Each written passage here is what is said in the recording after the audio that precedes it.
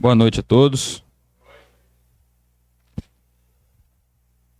É com grande alegria e prazer que mais uma vez se me deu a oportunidade de estar aqui, neste lugar onde que o Santo Espírito de Deus possa estar falando através de mim, para que não sejam minhas palavras, mas a tua vontade e o teu querer seja feita em nossas vidas. Hoje, como não é de meu costume, eu não preparei os slides, né? Sempre gosto de fazer um estudo ou uma pregação do evangélico bem dinâmica, né? Para que fique mais fácil o entendimento. Mas hoje vamos falar sobre a parábola do bom samaritano. Pois então não preparei os slides. Mas creio que não é recursos humanos que vai fazer alguém entender ou não entender alguma coisa da palavra do Senhor. Então, que o Senhor possa estar nos ajudando, pois essa é a sua igreja e convém que Ele nos inspire para edificá-la, ensiná-la ou trazer uma mensagem para a salvação das pessoas que ainda não reconhecem a Cristo como Salvador. Vamos abrir então em Lucas capítulo 10. Lucas capítulo 10. Lucas é um dos livros que são chamados sinópticos, pois ele, juntamente com o livro de Mateus e Marcos, né, os três livros, trazem uma linguagem bem parecida, né? E o livro de João, ele é um livro que ele tem uma linguagem, também fala sobre o evangelho, conta as histórias de Jesus, mas a linguagem dele é um pouco mais diferente. A abordagem do livro de João é um pouco mais distinta desses três livros. Então, esses três livros, Mateus, Marcos e Lucas, são chamados de livros dos evangelhos sinópticos, né? Que são evangelhos mais iguais, trazem uma linguagem mais igual. E essa parábola do bom samaritano é relatada aqui no livro de Lucas, e o livro de Lucas é o que mais fala sobre parábolas, né? O livro de Lucas, ele traz 29 das 40 parábolas contadas na Bíblia, né? O livro de Lucas, ele tem o objetivo ali de levar, de mostrar, de escrever os acontecimentos para uma pessoa chamada Teófilo, né? Não somente o Evangelho de Lucas, mas o livro de Atos. O livro de Atos, eles são direcionados para uma pessoa chamada Teófilo, e ele coloca ali em ordem os fatos dos acontecimentos, né? Ele tenta retratar, né, o Senhor Jesus como um homem perfeito, né? Os 4 evangelhos são muito interessantes, que cada um vai mostrar uma face, vamos assim por dizer, de Jesus.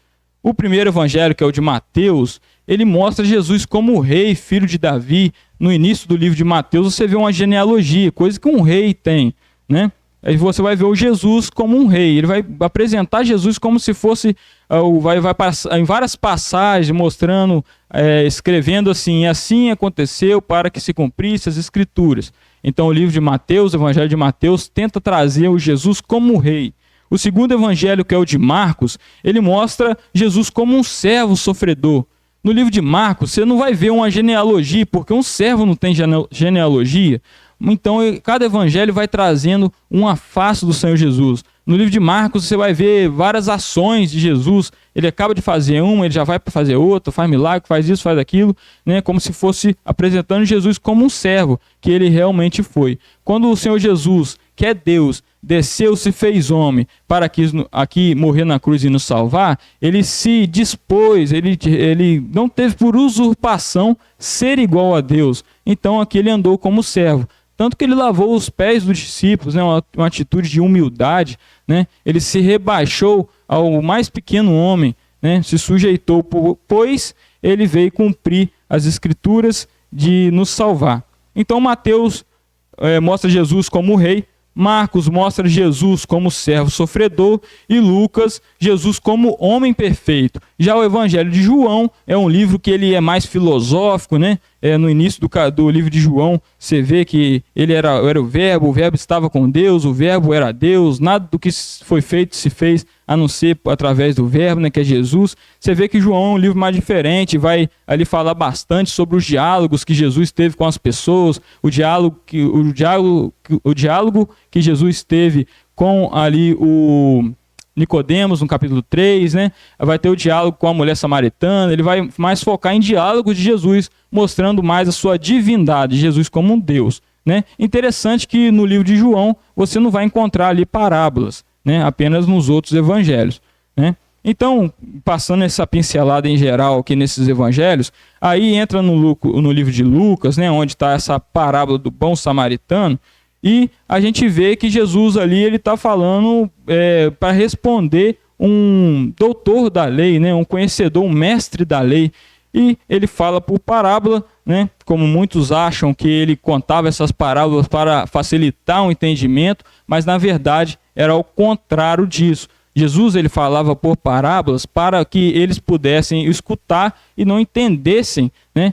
Jesus falava por parábolas, mas para codificar suas mensagens para aqueles fariseus, mestres da lei. Porque uma história como uma parábola, ela só é eficiente e só é mais fácil de ser entendida se Jesus explicar aquela parábola. E é isso que acontecia na maioria das vezes. Jesus contava uma parábola, depois para os seus discípulos ali, ele explicava o que queria dizer que era aquela parábola, né? Então, Lucas capítulo 10, para a gente começar a ver ela, essa parábola do bom samaritano. A partir do versículo 30.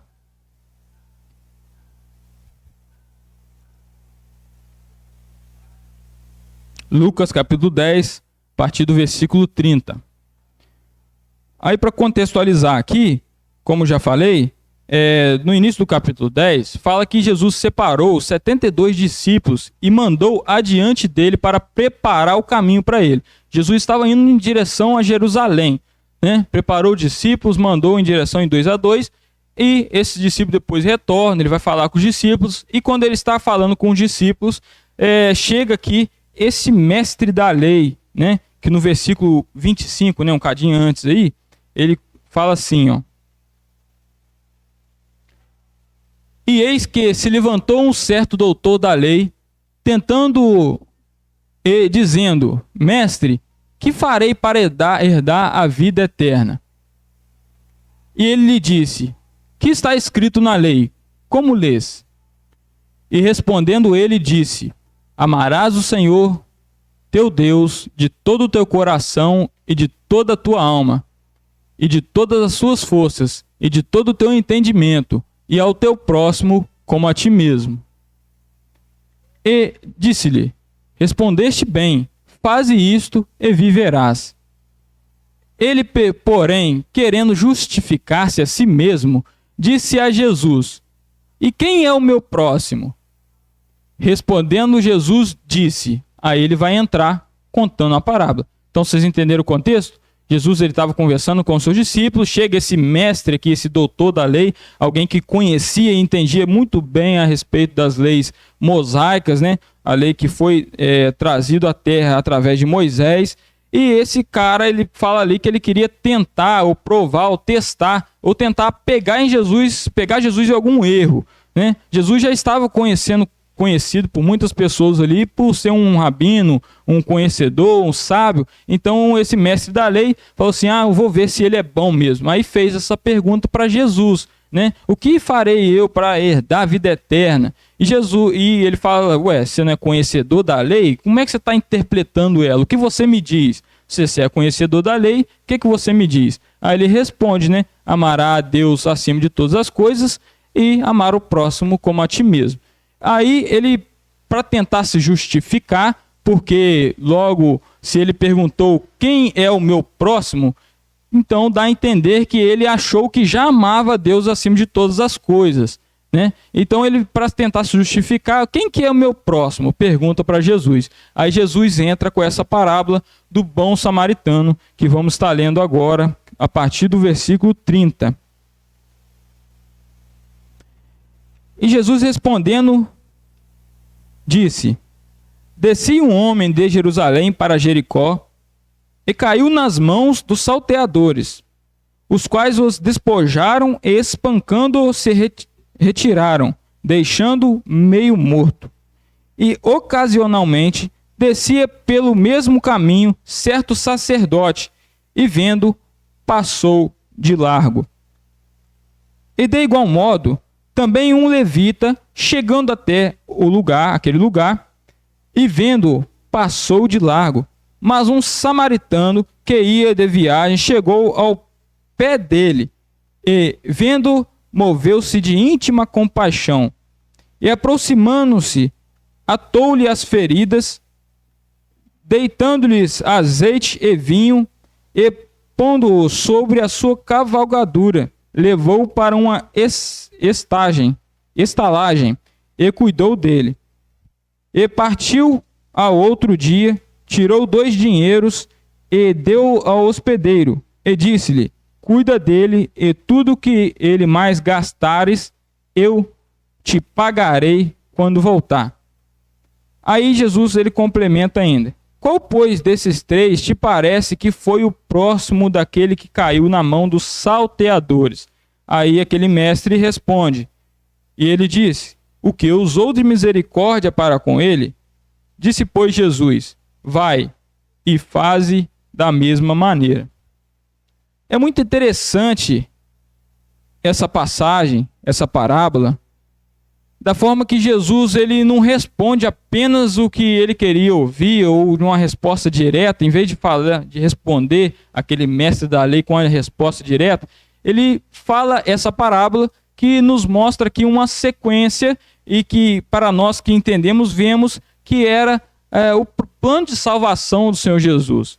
Porque vamos ver de novo o que a gente pode colocar por semelhança, ou o que a gente pode pegar aqui e fazer uma analogia, uma aplicação em cima da nossa salvação e do Evangelho. Nós vemos aqui que estava um certo homem, estava indo de que cidade para qual cidade? De Jerusalém para Jericó.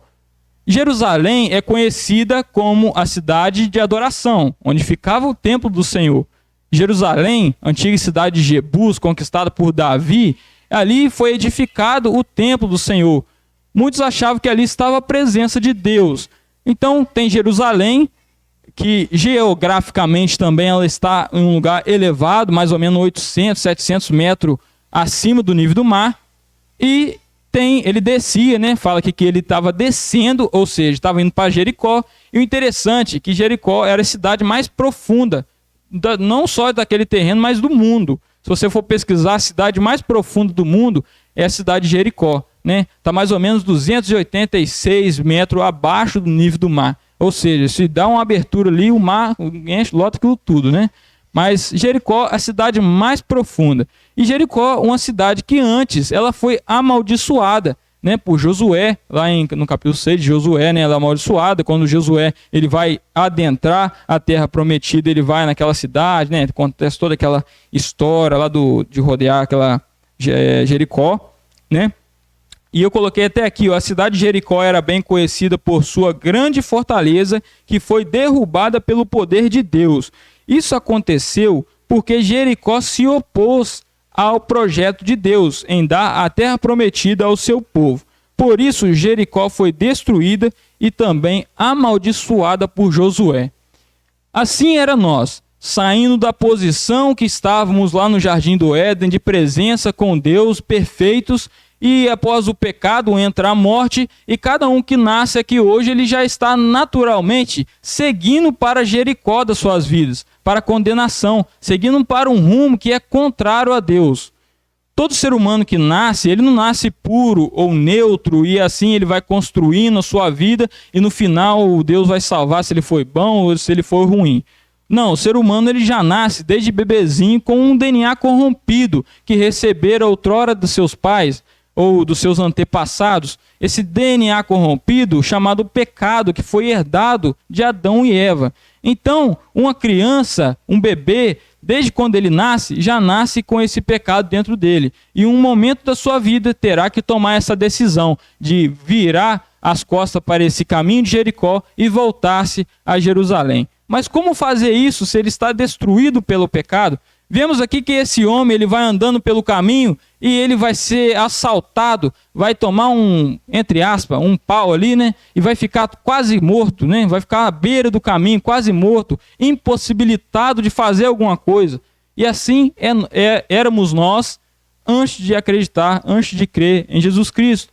Talvez tenha alguém aqui que ainda esteja nesse estado de incredulidade, de mortandade, morto, ferido pelos seus pecados, incapaz de voltar-se, tomar alguma decisão, de pegar o caminho A, o caminho B, porque está morto, está quase morto, respirando, esperando um pouquinho de tempo que ainda te resta para depois ser lançado na condenação do lago de fogo. Interessante isso, né?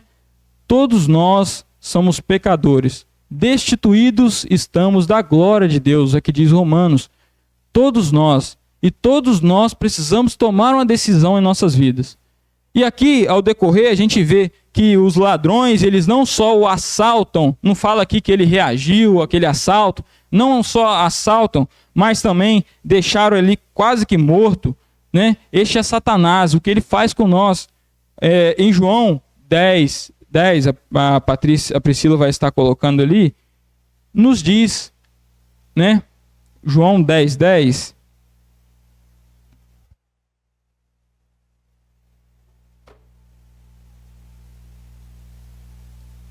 Fala assim: e o ladrão não vem, senão a roubar. Eles roubaram o homem, matar e destruir. Deixaram ele meio morto, quase morto, incapacitado, cheio de feridas à beira daquele caminho. E eu vim para que tenham vida e a tenham com abundância. Jesus, que aqui está simbolizado pelo bom samaritano. Mas antes do samaritano chegar e socorrer aquele homem, antes de nós um dia termos oferecidos essa graça, graça é uma oferta, pela graça sois salvos mediante a fé, isso não vem de vós, é dom de Deus, é um presente, é uma oferta. Antes de chegar até nós esse bom samaritano que é Jesus, antes passou o que ali? Um levita e um sacerdote. No contexto, aquele mestre da lei, ele conhecia muito bem o que era um levita e suas funções. Conhecia também um sacerdote. O levita, ele era da tribo de Levi. Lembra que Israel, Jacó, né, teve 12 filhos, né, e dos 12 saíram as 12 tribos de Israel. Né? A gente tinha Judá com os judeus, tinha a tribo de Gade com os gaditas, a tribo de Zebulon com os zebulonitas, e assim vai. Tinha a tribo também dos levitas, que foi uma tribo separada e foi colocada para servir, né? Foi colocada como se fosse ali o meio em que Jesus iria se comunicar com o povo. Os levitas, eles trabalhavam no templo, fazendo as coisas necessárias ali, né? E o sacerdote, igualmente, ele também era um levita, só que ele tinha uma posição um pouco mais elevada. Ele representava a intercessão entre o povo de Israel e Deus. Né? Esse era o sacerdote, ele que entrava e fazia todos aqueles sacrifícios, holocaustos. E aqui fala que o sacerdote, né? aqui no versículo 31, fala que ocasionalmente descia pelo mesmo caminho um certo sacerdote e vendo, passou de largo.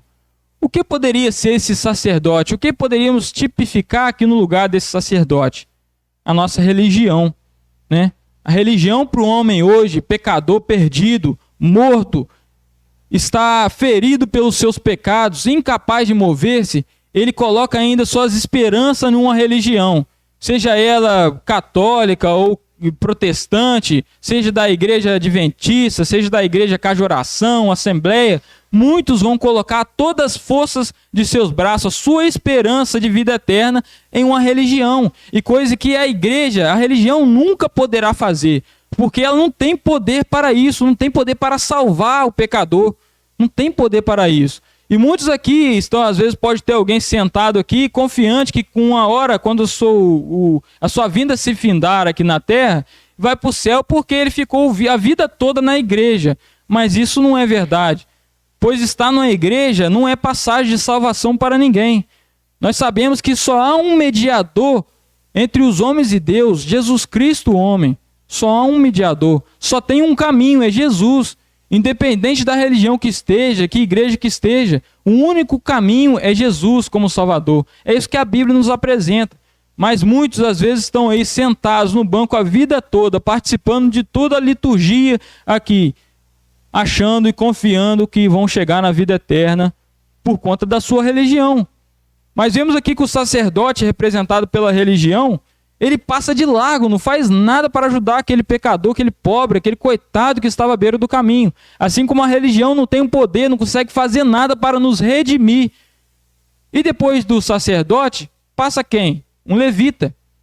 Como eu já disse, o levita ele tinha as suas funções, e aqui o levita representava a lei. Porque talvez alguém aqui possa estar pensando, para entrar no céu é só eu cumprir as leis, né? Os 10 mandamentos, os preceitos. Mas a própria palavra de Deus fala que a lei ela não serve para salvar. Ela serve para mostrar o pecado. Ela serve para apontar o pecado. Ela serve para expor o pecado. Porque se não tem lei, às vezes o cara fica meio assim, mas o que é certo e o que é errado? Mas tendo uma lei santa, uma lei que foi dada por Deus, uma lei que é boa, em contradição, em contrapartida, nós humanos não conseguimos cumpri-la. Então, não conseguindo cumpri-la, ela vai mostrar os nossos pecados, porque nós vamos matar, roubar, e você deve estar pensando assim, não, eu não mato nem roubo. Você deve estar pensando que talvez não comete pecados. Mas o Senhor Jesus mesmo fala que se olharmos para uma mulher e a desejarmos, já cometemos em nosso coração adultério. Então não há ninguém aqui na terra que possa falar que não é pecador. Tanto em Romanos, como eu já disse, todos estamos destituídos da glória de Deus, virado, dando as costas para o Senhor. Todos nós já nascemos com esse pecado interior, esse pecado original. E por conta de termos esse DNA, essa carne destruída, geramos pecado ao decorrer da vida. A lei, ela não pode fazer nada para salvar você. Mas você pode estar perguntando, Guilherme, como assim a lei não pode salvar? Eu queria te mostrar aqui na Bíblia onde diz isso. Queria te mostrar aqui. Está lá em Gálatas 2,16. Não precisa abrir não, que eu vou ler aqui. Que diz assim, Gálatas 2,16. Sabendo que o homem não é justificado pelas obras da lei, mas pela fé em Jesus Cristo. Temos também crido em Cristo Jesus para sermos justificados pela fé de Cristo, e não pelas obras da lei. Porquanto, pelas obras da lei, nenhuma carne será justificada. Para que serve a lei, então, se ela não serve para salvar o homem? Quem veio antes? Jesus, a nossa salvação, ou a lei? A lei, certo? Ela veio primeiro para abundar o pecado, mas aonde abundou o pecado, superabundou a graça.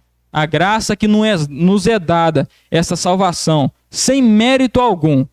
Porque a graça é um favor imerecido.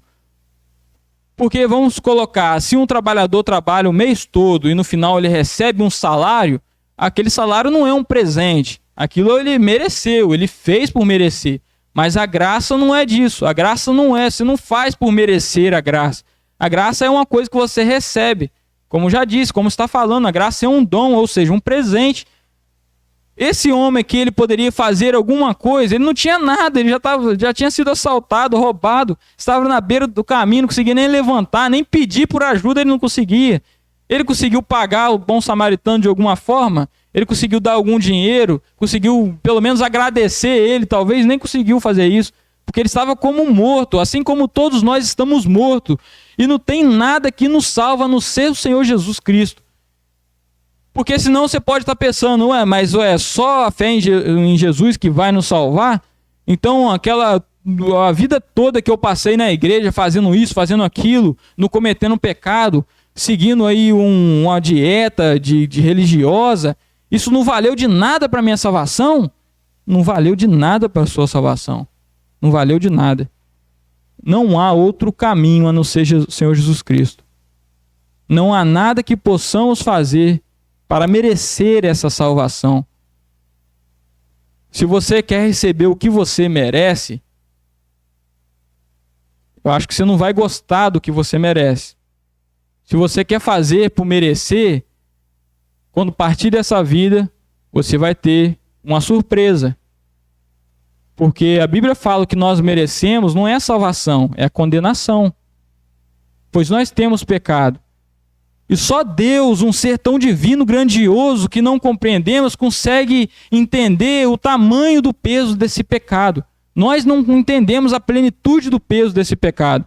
Porque você pode pensar assim, ué, mas eu vivi aqui uma vida de 70, 80 anos aqui na Terra, e quando eu morrer, eu vou ser condenado à eternidade por causa desses 70 ou 80 anos? Por que isso? Eu só vivi 80 anos, porque eu vou ter que ficar 1.000, 10.000, 300.000, 1 bilhão de anos sendo condenado? Por quê? Porque as coisas da palavra de Deus não funcionam na nossa lógica, e sim na lógica divina. O pecado para Deus não tem como suportar ele. O culpado ele não pode tomar por inocente.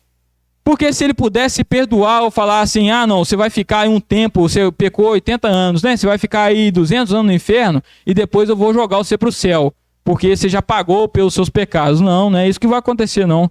Porque se fosse isso, Jesus não precisaria ter descido aqui para morrer por nós. Você pensou já nisso? Deus se fazendo homem, um Deus tão grandioso que criou em apenas 6 dias toda essa terra, criou o mar, criou tudo que nós estamos vendo, toda a natureza, criou todo esse universo com trilhões e bilhões de estrelas, que é maior da quantidade da areia que temos aqui, é maior do que os grãos, não tem como contar, é incontável a quantidade de seres celestiais, de coisas que ele criou. Como é que um Deus tão grande desse veio para um planeta tão pequenininho, o planeta Terra, se fez homem, um ser tão pecaminoso, um ser que está sujeito a qualquer variação de tempo? Se a gente sair ali fora ali, se passar um carro por cima da gente, a gente não tem poder para viver, a gente é muito frágil, morre fácil, tão frágil, tão pequeno, porque Deus se fez tão pequeno, sua criatura, ele criou o homem. Ele só fez isso por causa dessa salvação, por causa desse amor que nós não conseguimos entender. Esse amor que não tem como, esse amor que não é merecido por ninguém. Esse amor que é muito maior do que possamos imaginar. Esse amor que alcança qualquer pessoa na face dessa terra. Não há ninguém tão distante de Deus que não consiga ser alcançado por esse amor e por essa graça. Ele derramou aqui, irmãos, o sangue dele na cruz, não foi para salvar pessoas boas, não, foi para salvar pessoas ruins, igual a mim, igual a você. Mas você deve estar pensando, mas eu não sou ruim, de maneira nenhuma, eu não sou ruim não, eu sou uma pessoa boa, as pessoas me tratam bem, eu devolvo tratando as pessoas bem, eu creio que Deus existe, eu sou uma pessoa muito boa, como é que você está me chamando de ruim? Eu afirmo, você é ruim aos olhos de Deus, porque às vezes aos meus olhos, aos olhos do Isaac, aos olhos do meu pai, aos olhos do Lucas, você pode ser uma pessoa muito boa. As pessoas podem olhar para você e falar assim, esse cara aqui, ele merece, ele é muito bom. O cara entrega dinheiro para os pobres, o cara ajuda os mendigos, ele é muito bom, ele merece. Esse é o olhar humano. Mas você já perguntou o que Deus pensa disso? O que Deus vê em você? Esse pobre pecador perdido no lamaçal do pecado, jogado à beira do caminho dessa vida, morto, incapaz de subir, de fazer qualquer coisa. Esta é a visão de Deus para você. E isso eu estou resumindo, porque eu não sou Deus para saber como é que Deus enxerga o pecador. Eu sei que ele não enxerga de uma maneira boa, mas eu não consigo entender essa plenitude desse conhecimento dele. Pois só ele conhece o peso do pecado. Só ele conhece o peso do pecado. Continuando aqui na passagem, nós vemos então que o sacerdote, representado pela religião, não consegue fazer nada.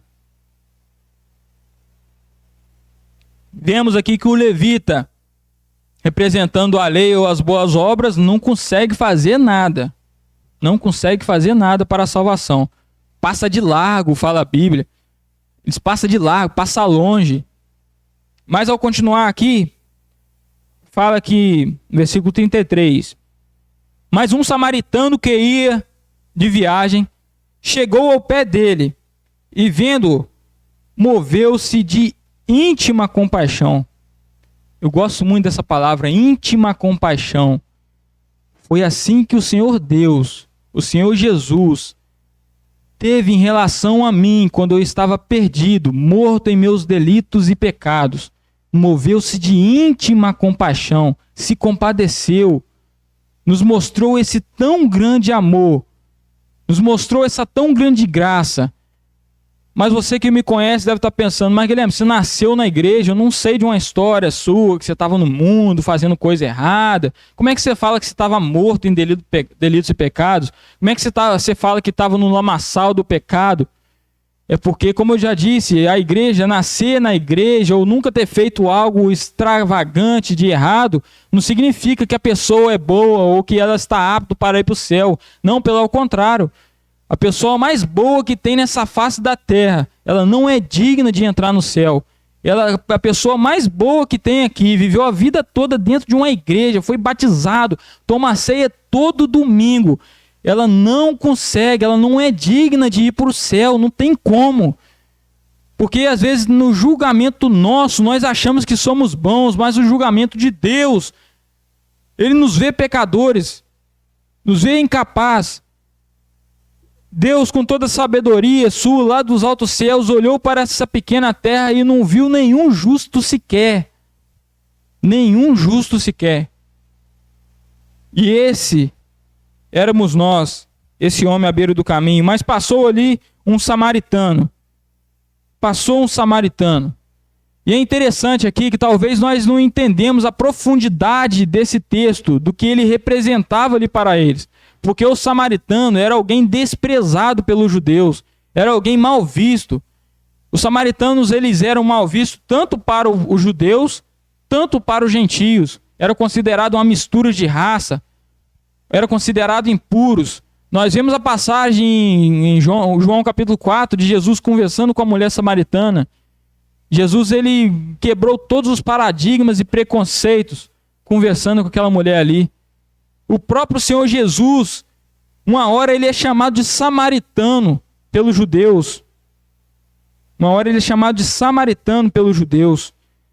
Essa passagem, né, eu não anotei a referência dela aqui, mas chega um momento em que os fariseus, vendo ele, falam que ele era endemoniado, samaritano.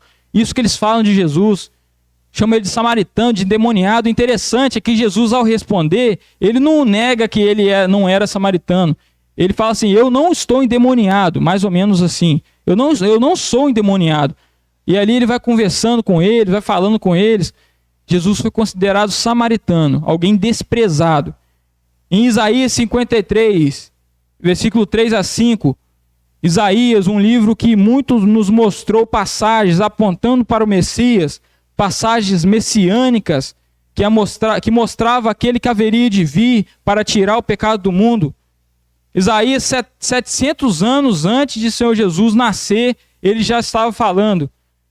No versículo 3 ele fala assim, era desprezado e o mais indigno, olha o início, ele era desprezado e o mais indigno entre os homens, homem de dores, experimentado nos trabalhos, e como um de que os homens escondiam o rosto, ele era desprezado, o nosso Senhor Jesus. E não fizemos dele caso algum. Tantas pessoas que passam a vida inteira aqui, talvez com a imagem dele crucificado no peito, ou com fotos em casa, ou seja, em sua mente, vendo Jesus apenas como um mártir, como um cara que é para você seguir ele, e que ele vai te conduzir à salvação pelo modo de viver dele, que vê Jesus desprezado, como muitos também fazem, não faz dele caso algum. E o interessante é que a existência de Jesus já é comprovada arqueologicamente. Jesus, ele existiu. Pela arqueologia, não dá para comprovar que ele era realmente o que ele dizia ser. Porque se desse para comprovar, logo não seria acreditar pela fé, e sim pelas evidências. Nós acreditamos nele pela fé, mas pela arqueologia já é comprovado que Jesus, ele existiu nessa terra. Você pode ser ateu, pode não acreditar em nada, mas tem aquele rapaz, o tal de Pondé, né, que é um ateu conhecido, ele mesmo já afirma, Jesus, ele existiu. Jesus, ele existiu. Mas nós vemos aqui que pessoas não fazem dele caso algum, vive a vida toda nem ligando para isso, vivendo suas vidas, trabalhando, nem pensa, nem lembra de Jesus. Ele era desprezado e não fizemos dele caso algum. Pode passar para o próximo. Verdadeiramente, ele tomou sobre si as nossas enfermidades e as nossas dores levou sobre si. e nós o repudiamos por aflito, ferido de Deus e oprimido. Mas ele foi ferido pelas nossas transgressões e moídos pelas nossas iniquidades. O castigo que nos traz a paz estava sobre ele, e pelas suas pisaduras fomos sarados. Olha que interessante. Aquele rapaz todo arrebentado à beira do caminho. Chega o bom samaritano, desprezado, que todos desprezavam ele. Quebrando os paradigmas, quebrando todo o preconceito religioso. Ajudando aquele homem que estava incapaz de fazer qualquer coisa. Fala que ele atou as feridas. Aqui no versículo 34 diz assim, do capítulo 10 de Lucas. E aproximando-se, atou-lhe as feridas, deitando-lhe azeite e vinho, e pondo-o sobre a sua cavalgadura.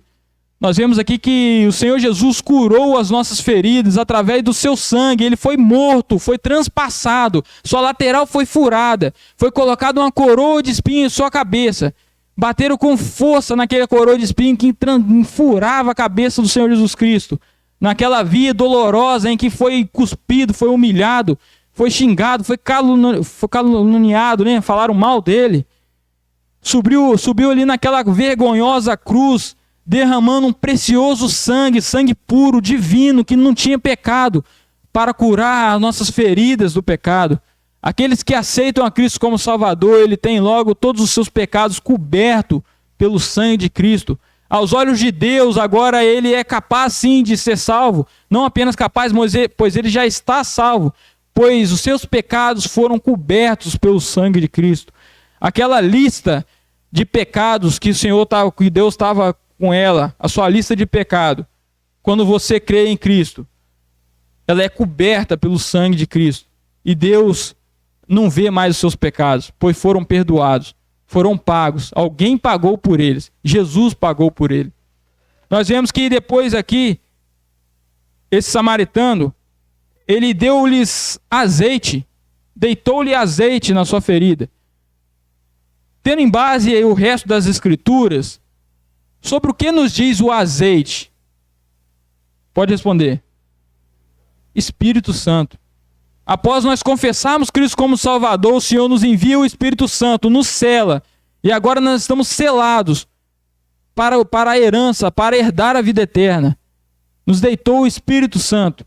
E agora ele fala de vinho, vinho representado pelo seu sangue. Vinho que também fala do sangue que ele verteu ali na cruz. Nós vemos aqui em Mateus 26, pode colocar para a gente? Mateus 26, 26.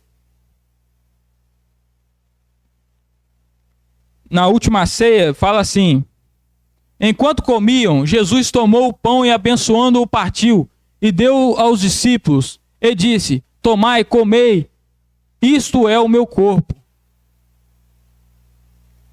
E tomando o cálice e dando graças, deu-lhe-o dizendo: bebei dele todos, porque isto é o meu sangue, o sangue do Novo Testamento, que é derramado por muitos para a remissão dos pecados.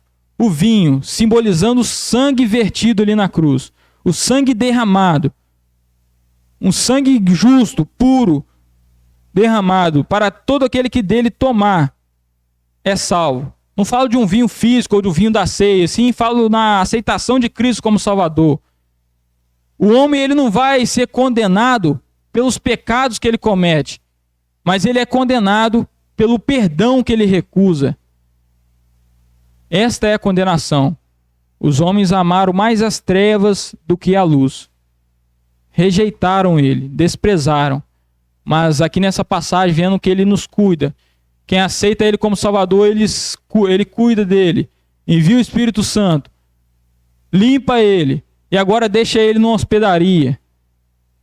E depois ele paga pela hospedagem daquele rapaz, que outrora fora ajudado, e ele fala que vai continuar seu caminho, mas um dia ele vai retornar. Aqui nessa passagem do samaritano nós vemos que um dia ele vai retornar. No versículo 35 fala: e partindo outro dia, tirou 2 dinheiros e dele ao hospedeiro, e disse: cuida dele, e tudo que mais gastares eu pagarei quando voltar. Eu pagarei quando voltar. Ele vai voltar. Jesus, ele subiu. Foi ao assunto aos céus. Mas ele virá outra vez. Qual grandiosa é essa palavra, essa promessa, essa esperança que temos.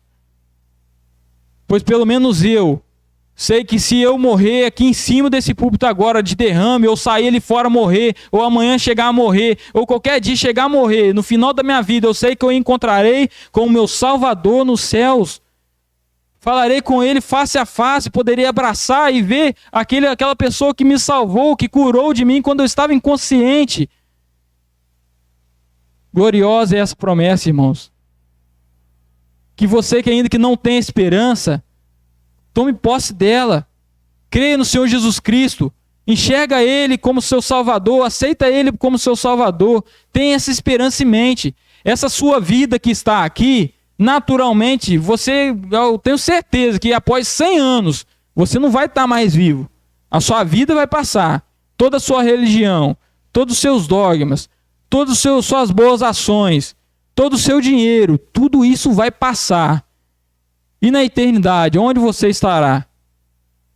Nos céus com o nosso Salvador ou no inferno para a condenação eterna? Lá não vai ter água. Tá vendo o calor que está fazendo em Itaperuna? Vai ser muito mais quente do que isso aí. Quem dera se a condenação fosse apenas aí esse calor de Itaperuna. Quem dera. Para os que estão condenados, este mundo aqui é o mais próximo que ele vai estar do céu. Porque para aquele que será condenado, está vivendo nessa vida que está uma maravilha. Porque a sua eternidade ele vai sofrer muito mais do que sofre aqui. Mas aquele que é salvo, aquele que tem essa convicção, aquele que foi limpo, foi remido, foi salvo por Cristo, esse mundo aqui é o mais próximo que ele vai chegar do inferno. Porque partindo desse mundo, estaremos no paraíso com Cristo. Em lugares celestiais, muito melhor do que temos aqui. Todas as nossas lágrimas, os nossos olhos serão enxugadas. Não haverá choro, não haverá dor. E melhor do que todos esses benefícios aqui que vamos ter, né, de não ter dor, é que estaremos com o Salvador, com Cristo, com o noivo da igreja. E continuando aqui, fala que ele virá outra vez. E eu aqui anotei uma passagem, em João 14, de 1 a 4, que ele falando com os seus discípulos, dessa nossa promessa, fala assim: não se turbe o vosso coração, credes em Deus, credes também em mim. Na casa de meu pai há muitas moradas. Se não fosse assim, eu vou teria dito, pois vou preparar-vos lugar. E se eu for e vos preparar lugar, virei outra vez e vos levarei para mim mesmo, para que onde eu estiver, estejais vós também. Mesmo vós sabeis para onde eu vou e conheceis o caminho. Qual é o caminho? Vocês conhecem o caminho. Se você não conhecia, hoje você conhece. O caminho é Jesus. A Bíblia, a palavra de Deus está aqui. A palavra de Deus está aqui. O caminho é Jesus. E ainda para a gente finalizar, temos aqui Romanos capítulo 10, versículo 9 em diante. Porque talvez você escutou essa mensagem, se reconheceu como aquele homem à beira do caminho, incapaz de curar-se, incapaz de andar, se reconheceu como pecador. Agora você vai estar escutando o evangelho, as boas novas, as boas notícias, que você, para alcançar essa salvação, nada de obras você precisa fazer, nada de sacrifícios você precisa fazer, apenas aceitar esse Deus, esse Jesus que morreu por você. E ali em Romanos capítulo 10, versículo 9, fala assim: a saber, se com a tua boca confessares ao Senhor Jesus, em teu coração credes que Deus o ressuscitou dos mortos, serás salvo. Em outra versão diz assim: se com a boca você confessar que Jesus é o Senhor e crer no seu coração que Deus o ressuscitou dentre os mortos, será salvo. Porque com o coração se crê para a justiça e com a boca se confessa para a salvação. Então, nesta noite, meu amigo, meu irmão, às vezes você que colocou suas esperanças nas coisas terrenas, possa aceitar esse Deus, possa também ter essa esperança que é maior do que qualquer coisa, decisão que é maior do que qualquer decisão que você pode tomar aqui. Decisão maior é de aceitar Cristo como Salvador. E outrora, no estudo passado, eu havia dito, né, da sua segunda vinda de Cristo, quando ele viria para os pecadores e as suas vestes sairiam salpicadas de sangue por causa dos iníquos. Ou você aceita em vida para que o sangue de Jesus cubra a sua nudez do pecado, ou o seu sangue será mais uma das manchas nas vestes de Jesus, quando ele destruir os ímpios com o poder da sua palavra. Jesus, ele é amor, mas ele é fogo consumidor. Jesus, ele é salvação, mas sem ele é a condenação. E como eu já disse, creia no seu coração e confesse a ele como Salvador e será salvo. E quando partir dessa terra, eu e você estaremos lá nos ares, nos céus. E veremos o nosso Salvador, o Senhor Jesus Cristo. Amém?